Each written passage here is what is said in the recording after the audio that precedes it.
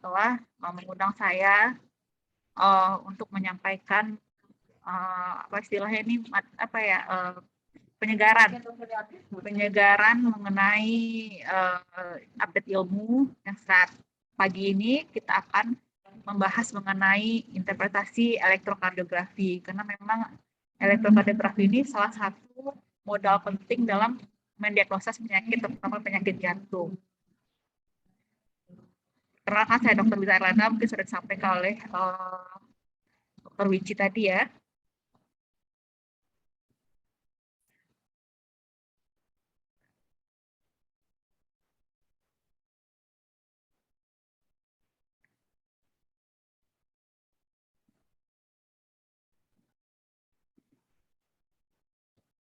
Baiklah, kita mulai dari anatomi dulu ya. Sebelum kita mempelajari EKG, kita tentu mulai anatomi bagaimana suatu listrik jantung itu bekerja. Kita biasa kita ketahui itu mulai dari sinus atrial node yang berada di right atrium. Berjalan awalnya ke RA, lalu ke RV, sampai ke AV node. Dari AV node masuk ke bundle his sampai ujungnya ke fiber Purkinje ya. Nah, bagaimana pacing ini artinya denyut yang dikeluarkan oleh jantung untuk memberikan denyut jantung pada tubuh. Normalnya memang denyut jantung kita itu pasti diberikan oleh CSA node ini ya.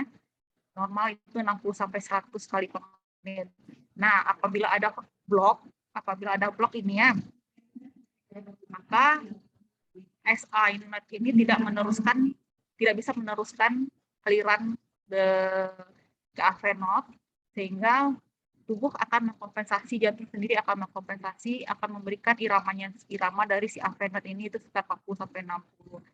Nah, jika di bawah AV node ini ada blok lagi, ventrikel yang ngasih makan, si ventrikel akan memberikan listrik jantung lagi, itu biasanya denyutnya hanya 20 sampai 40 kali per menit. Bagaimana kita menginterpretasi EKG, itu ada tahap-tahapnya ya. Yang pertama itu kalibrasinya. Ini sesuai nggak ya EKG-nya, apakah kecepatannya 25 mm per second, itu kita bahas ya. Yang kedua itu irama jantungnya atau tidak, heart rate atau denyut jantung, aksis, D wave-nya bagaimana, gelombang P-nya, gelombang PR interval, itu durasi QRS-nya bagus atau melebar, D wave-nya ada atau tidak, adakah LVH atau RVH, terdapatkah ST segmen yang berubah atau D wave yang berubah. Ini kalibrasi standar ya. Jadi kita anggap 1 mV itu ini 1 mm ya. Pada kertas EKG ini udah universal ya, yang berbeda 1 mm 1 mm. 1 mm ini kita jadi diferensi 10 mm ditambah 1 mV dengan kecepatan kertasnya 25 mm per second. Jadi hati-hati tuh, nanti kebanyakan dibikin 50 mm per second, kelihatannya nanti akan bradikardi pasiennya. Nah, apabila kita bikin kecepatannya 12,5 mm per second, itu kelihatan akan takikardi pasiennya. Jadi perhatikan ini ya, jangan lupa. Nah, ingat 1 mm ini berarti itu selama 0,04 detik. Berarti 5 mm 0,20 detik dan 10 mm 0,4 detik. Itu penting untuk membaca apa? Membaca denyut jantung pasien, membaca PR interval, dan juga durasi dari QRS. Ini pada yang sudah kenal semua pasti ya, sudah familiar dengan EKG.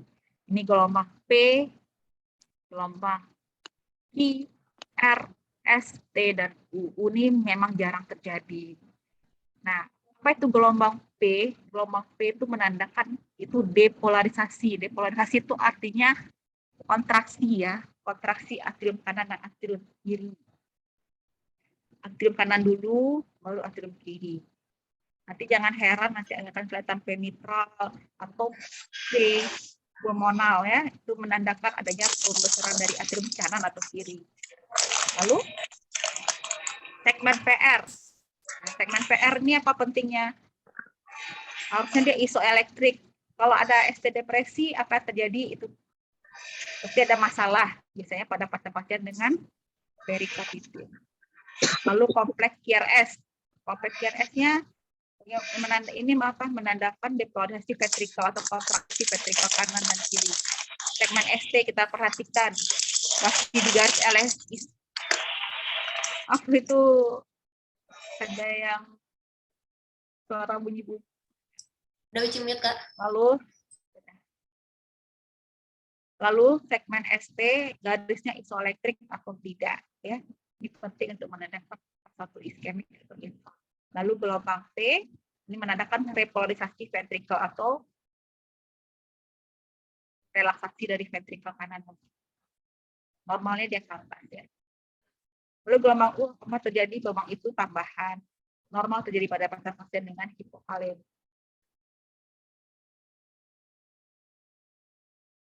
Lalu irama, yang pertama kita bahas, yang kedua itu irama, sinus atau bukan. Nah, yang penting ini kita tentukan ini sinus atau bukan.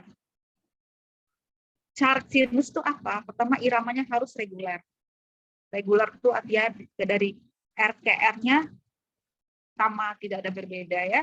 Gelombang P-nya itu pasti positif di lead 2 dan negatif di AVR. Ini dipastikan lagi, ya. Pastikan lagi, jangan lihat QRS-nya. Jadi kita yang vertikal itu gelombang P, pasti positif di lead 2 dan pasti negatif di AVR. Kalau positif di AVR itu terbalik itu elektrodanya. Lalu P selalu diikuti QRS, PR intervalnya berkisar 0,12 sampai 0,20 second, atau kita biasa familiar juga bikin 120 sampai 200 milisecond kalau di buku, ya. Frekuensinya sekitar 60 sampai 100 kali per menit. Kata dia, si SA memberikan dan nadinya sebanyak 60 sampai 90. Nanti kita bedakan nih sinus takikardi, bradikardi, atau aritmia. Kalau takikardi di atas 100, bradikardi di bawah 60, aritmia apa? Memang iramanya tidak sudah mulai irregular, tapi masih di bawah 15. Ini irama sinus tadi, ya, cantik, ya. Dan P, Q, I, R, S, T, U bisa tidak. Ini sinus bradi, sinus taki, dan sinus aritmia. Dia irregular, tapi selalu P-nya selalu nih, P-nya mengikuti terus QRS-nya. Tidak pernah menjauh, tidak pernah, tapi selalu regular.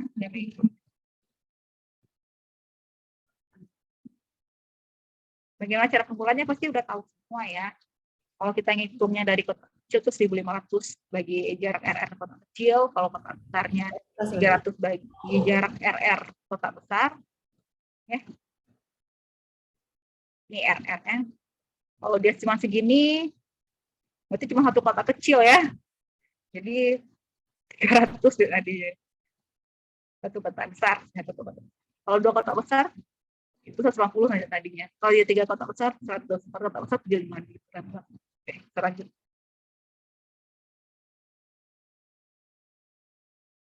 Ini contohnya, ya. Ini berapa dia nadinya ini? Memang bisa Jawa.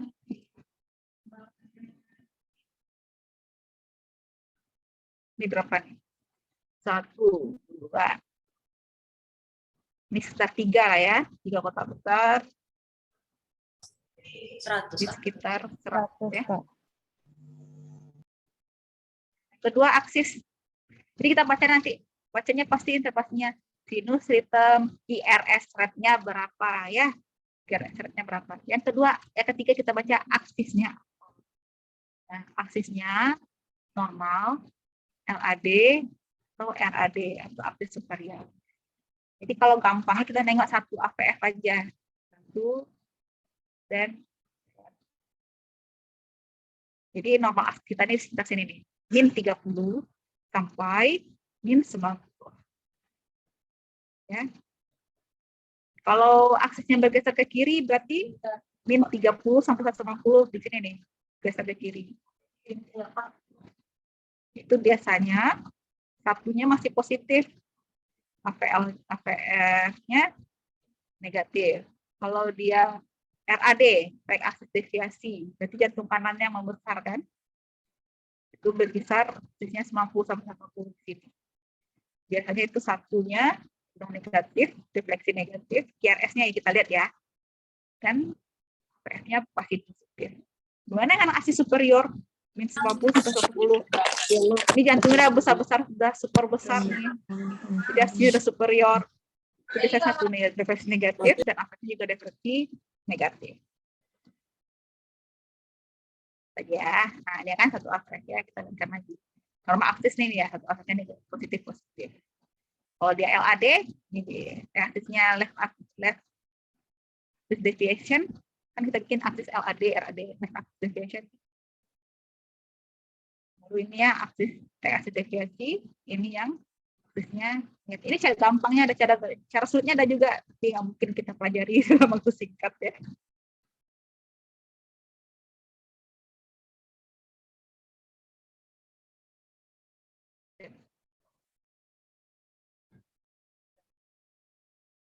Lalu iramanya ya.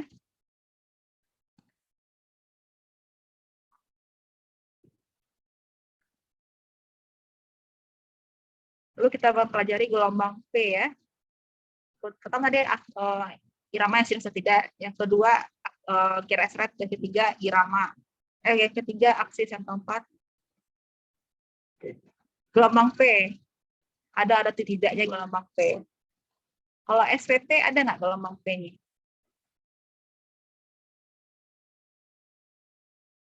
Ya, kita lihat ya nanti. Ada. SVT. SVT jarang terjadi gelombang P-nya ya. Udah jarang. Adapun terlihat itu bisa jadi sesudah QRS atau sebelum QRS sudah nempel-nempel dia ya. Kelihatan lagi dalam dekat itu di dalam QRS. Atrial fibrillasi. Gelombang P-nya saking P-nya banyak gitu nggak kelihatan lagi di rekaman EKG-nya. Dia pasti ada gelombang P tapi udah tidak terekam lagi di EKG-nya. Karena bisa jadi gelombang P itu sampai 300.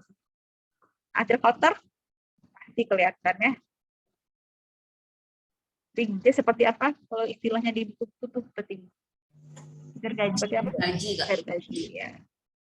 Lalu gelombang P-nya kita lihat lagi yang seperti saya jelaskan. P mitral atau P pulmonal. Apa maksudnya ini? Kalau P mitral berarti pembesaran atrium kiri.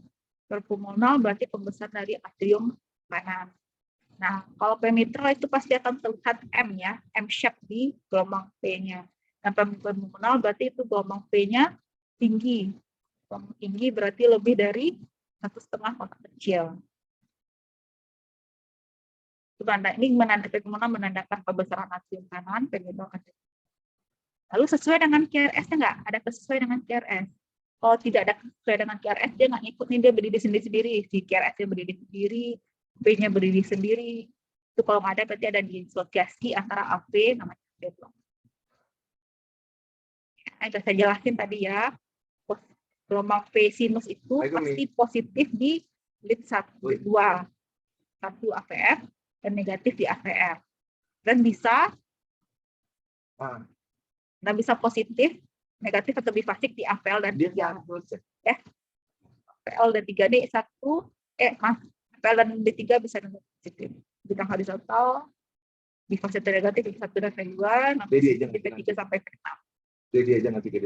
Gelombang P dari yang sinus normal itu kecepatan yang tidak lebih dari normalnya 120 msec sampai 200.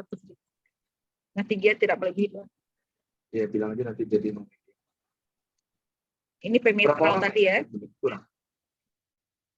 Dia terbentuk M shape.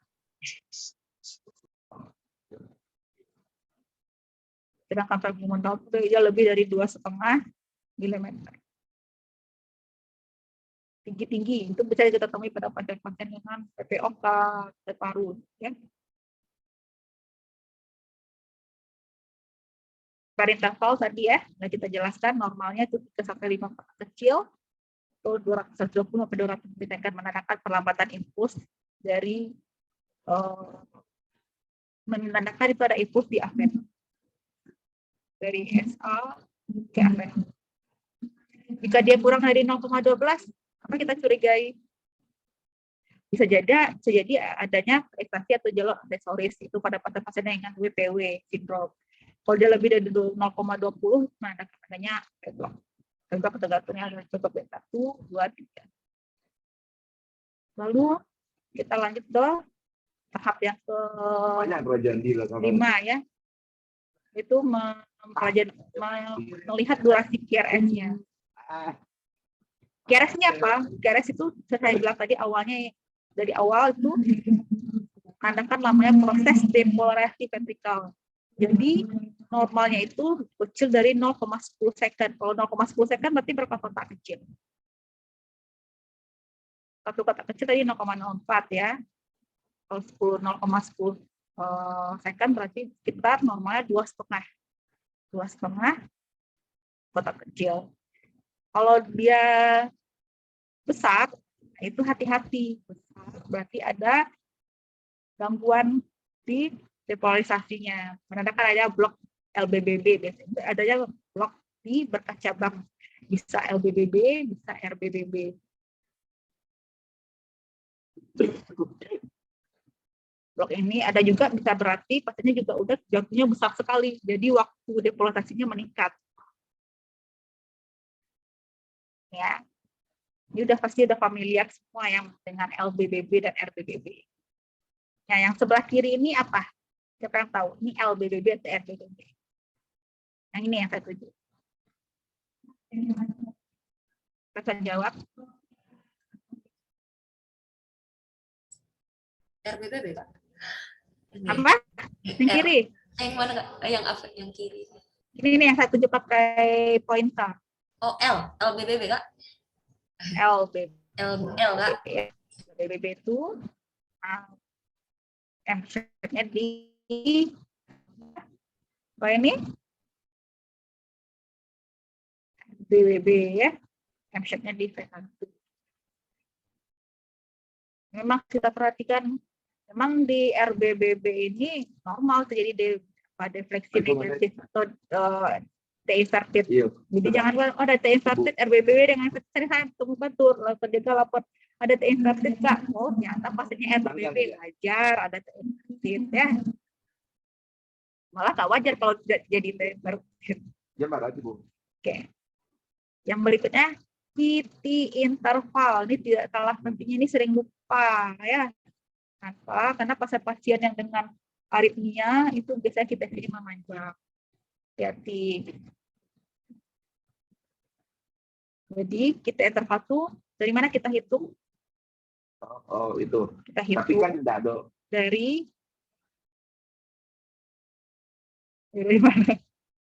Ya, dari awal dari gelombang Q sampai akhir gelombang T ya.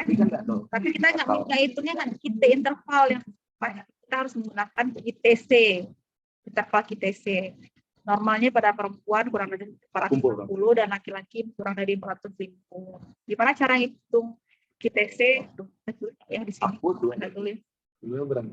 Kita pakai Bayesian formula. Itu RR interval dalam waktu milisecond dibagi akar dari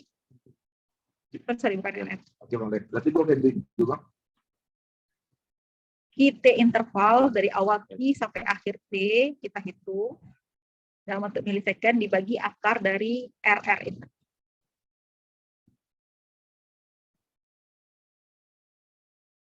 Lalu gelombang berikutnya gelombang Q patologis. Gelombang Q patologis pasti sudah kenal semuanya ya, menandakan yang impak lama. Tapi hati-hati, kadang-kadang di lit 3 ini sering muncul di Q patologis tapi tidak ditemani oleh temannya si 2 AVF. Itu biasa saja. Jadi katakan Q patologis itu jika adanya Q lebih dari kedalamannya lebih dari sepertiga gelombang R ya. Dan lebarnya lebih dari 0,04 second atau satu kotak kecil lebarnya ya. Dan ada temannya, ada diikuti dengan nilai teman yang lain. Kalau dia inferior ya 23 AVF. Kalau dia lateral ya 1 AVL ke 5 P6. Kalau dia anterior P1 sampai P6. Kalau dia cuma sendiri, Q-nya cuma di lit 3, ya berarti itu bukan. Ini berikutnya mengenai kriteria dari LPH ya. Yang biasa kita pakai itu kan ada yang kriteria banyak, ada 5, tapi yang familiar mungkin Sokololayan, profit ester, dan Cornell kriteria. Dan yang paling familiar itu Sokololayan sama Cornell kriteria. Sokololayan gimana? Paling gampang ya. Itu S di V1 atau V2 ditambah R di V5 V6 lebih dari atau sama dengan 35 mm. Sudah menunjukkan oke ya. Bagaimana yang Cornell juga gampang hitungnya. S di V3 tambah R di AVL lebih dari 24 mm di laki-laki. Sedangkan pada perempuan lebih dari 20 mm. Lalu RPH.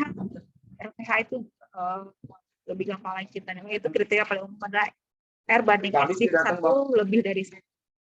Jadi R-nya lebih tinggi dibandingkan X. Tapi bukan RBBB. Kalau RBBB dia ada M shape-nya, sedangkan atau ada kakinya ya. Kalau RPH ini nggak ada kakinya, dia mulus seperti EKG biasa, GRS biasa, tapi R banding S di V1-nya lebih dari. Ya, contohnya tadi ya. V1, S di V1 tambah V6-nya lebih dari 35, laki-laki atau perempuan juga menunjukkan M. Kalau Cornell, V3 ya, S di V3, bah AVL di R di AVL. Para laki-laki lebih dari 28 dan perempuan lebih dari 20. RPH ini, normalnya seperti ini. V1-nya lebih tinggi dibandingkan S, harusnya S-nya normalnya lebih dari si R-nya di V1. Sedangkan pada RPH itu ditemukan nih, S-nya lebih tinggi, R-nya lebih tinggi dibandingkan S. Lalu ST, kita pasti sudah tahu ya, kita bagi ketiga kriteria, isoelektrik, depresi, dan elevasi. Ini isoelektrik ya.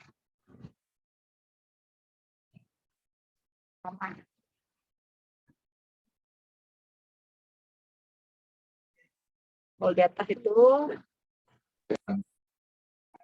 kalau ini kata indikator mutu prioritas ini nanti sudah normalnya dia isoelektrik ya.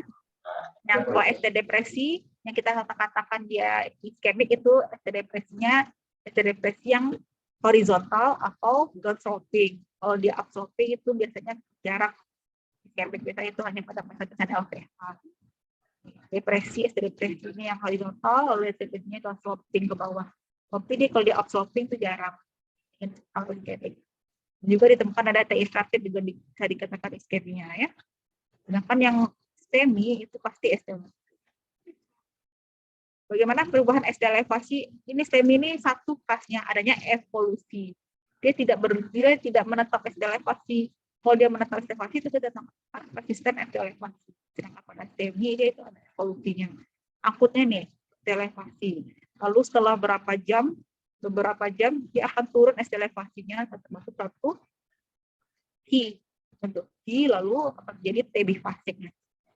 Ya, hari ke 1, 2, 3 TB fase terbentuk, hari berikutnya hilang ST elevasinya, hanya tinggal TB fase. Setelah 1 bulan lebih itu hanya T lagi yang ketinggalan. Tidak makan OI.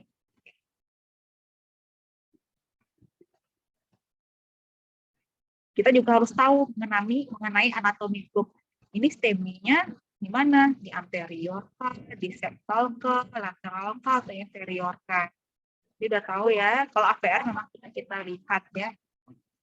Kalau 1 AVL V5 V6 itu lateral, 2, 3 AVF inferior, V1, V2, V3, V4 itu anterior, V1, V2 itu septal, V1 sampai semua nih kena 1, 1, 2, 3, 4, 5, 6, 1 AVL kena, berarti itu anterior extensif, anterior lateral ya. Lalu berikutnya gelombang T. Gelombang T ini merupakan konsep dari repolarisasi vertikal. Oh, jadi relaksasi vertikal.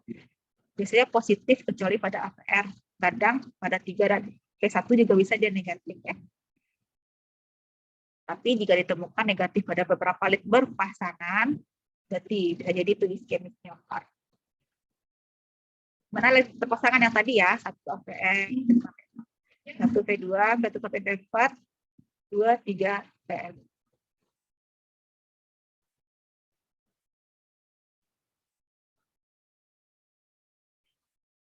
Oke. Mana penaruhan posisinya? Ya, ini penaruhan elektrodanya aja ya. P1 di kan sudah tahu semua ya, sampai ke P6. Nah, ini bentuk gelombang dari P1 normal, P2 normal, sampai P6.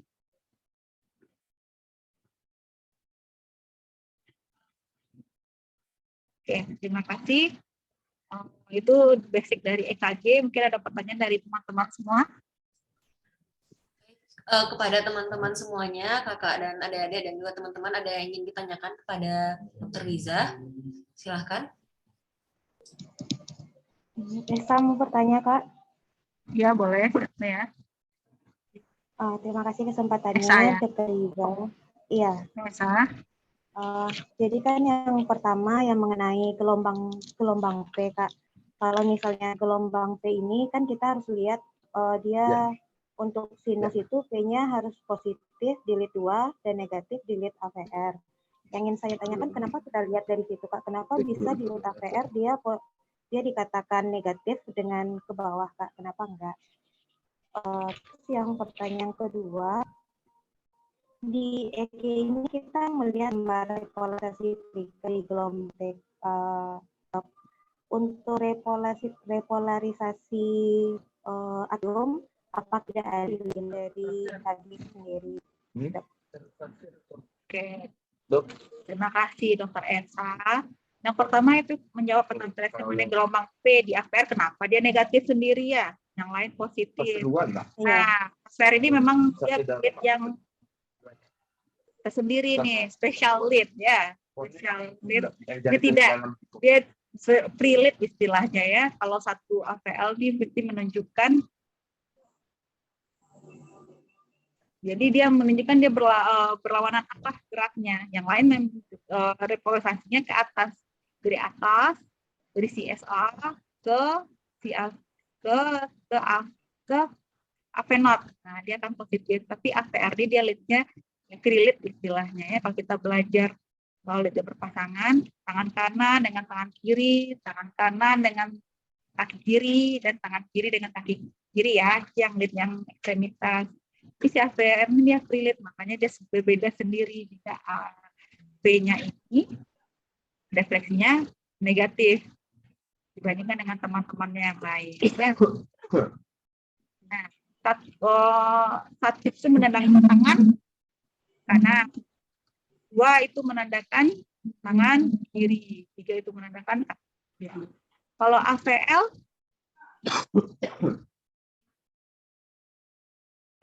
dia itu menandakan tangan kanan dengan tangan kiri, tangan kanan dan tangan kiri. Kalau AVF dengan kaki, kok tahu? Udah nggak tahu ya.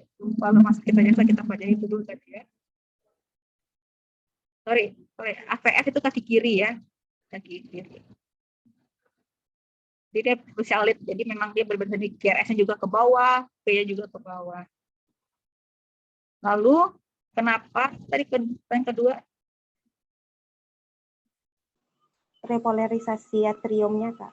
Kalau repolarisasi memang tidak terlihat di EKG karena saat repolarisasi atrium sudah terjadi depolarisasi ventricle, jadi sudah ketutup aja sama depolarisasi ventricle, jadi tidak kelihatannya frekuensi atrium. Oke.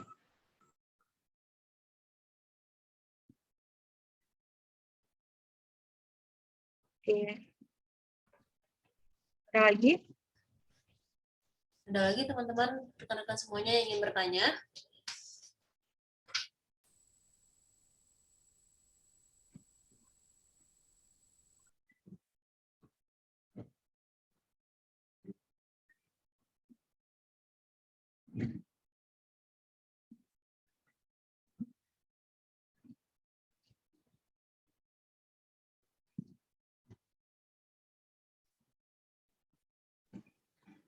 Ya Kak, izin bertanya Kak. Masih agak ragu masalah AV block Kak. Ya kan ada yang AV block 1, 2, 3 sama yang Mobit 1, 2 itu gimana perbedaannya, Kak? Mobit 1 itu berarti dia apa itu? AVP ada 2 tipe 1 ya. Nah, AVP 1 berarti terjadi kita masih terpaksa CKG ya, belum penyakit, tapi nggak apa-apa. Kalau dia PR intervalnya lebih dari 0,20 tapi iramanya masih regular, itu dikatakan Mobit 1. Kalau Mobit 1, itu berarti ada AV block makin lama dia PR intervalnya makin memanjang gitu. Makin lama PR intervalnya makin memanjang. Awalnya normal, habis itu biasanya awalnya 0,18, setelah itu 0,22, setelah itu 0,03. Setelah itu ada drop bit sekali. Karena makin lama makin panjang. Nah, kalau bit 2 itu irama PR intervalnya awalnya masih sama, tiba-tiba satu hilang, yang bit kedua.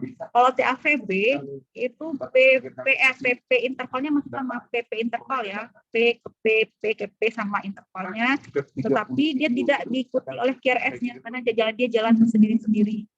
P jalan sendiri, QRS jalan sendiri, tapi tetap sama, PP interval sama, QRS intervalnya sama, RRK intervalnya sama. Lalu yang dilakukan apa? Jadi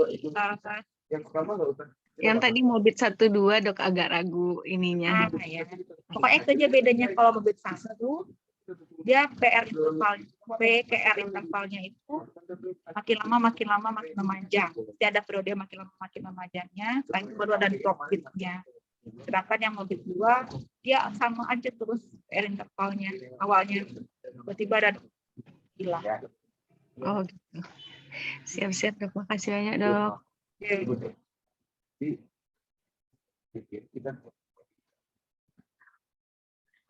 Ada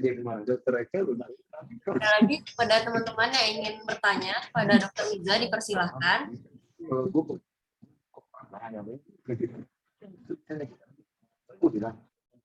Jawaban kalau enggak saya pakai video. Saya bisa bikin video.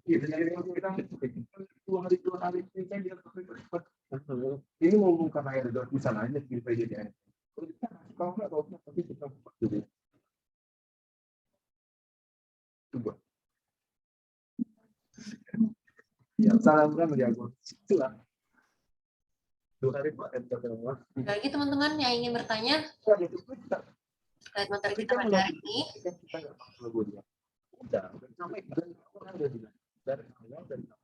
Yang pertama itu dua mereka datang. Ya. Sepertinya cukup, Kak. Terima kasih kepada Dr. Wiza, spesialis yang umum yang telah menyediakan dan meluangkan waktunya untuk bergabung bersama kita pada pagi hari ini dengan materi IKG. Terima kasih kepada teman-teman semuanya yang sudah meluangkan waktunya juga untuk mengikuti acara ilmiah kita pada hari ini. Semoga bermanfaat untuk pelayanan ke depannya. Kemudian baik, tanpa memperpanjang mukadimah, saya akhiri pertemuan ilmiah kita pada pagi hari ini. Terima kasih sekali lagi, Kak, yang memberikan materi pada hari ini, juga pada teman-teman semuanya. Assalamualaikum warahmatullahi wabarakatuh.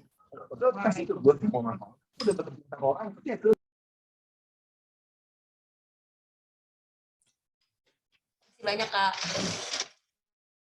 Terima kasih banyak, Kak. Ya. Terima kasih banyak teman-teman, kakak-kakak semua, adik-adik. Jangan lupa absen ya, jangan lupa absen. Link absennya udah di-share ya, jangan lupa absen.